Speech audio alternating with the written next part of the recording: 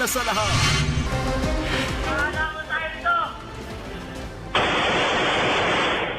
Lalaki sa Kawit, Cavite, walang habas na nagpaputok ng baril. Sumisigaw pa na tila nag-aamon ng away. Ang lalaki, lasing pala. Ang buong detalye ng balitang yan, abangan maya-maya lang.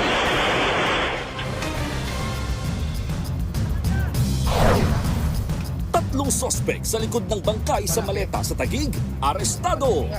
Dugo at sakong katulad ng pinangbalot sa biktima, nakita sa bahay ng mga sospek. Nasawi sa hagupit ng bagyong Quiapo at habagat, umakyat na sa tatlo. Quiapo nananalasa ngayon sa China. Ikalimang sona ni Pangulong Bongbong Marcos, kasado na bukas. Mga Pinoy, ano-ano bang nais marinig mula sa Pangulo? Katotohanan tungkol po sa flood control at saka po sa impeachment po. Tsaka yung tataas yung sahod.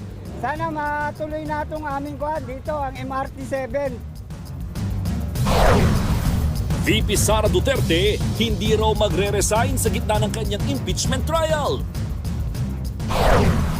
At tambalang Cat Reed, nagpakilig kasabay ng pag-number 1 ng kanilang romantic thriller series sa Netflix.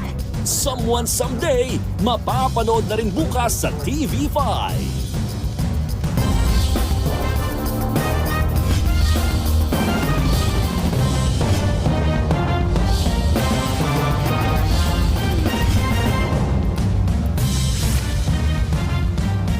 Magandang hapon, Pilipinas. Walang habas na nagpaputok ng baril ang isang lalaki sa Cavite, hindi lang sa kalsada, pati na sa buron.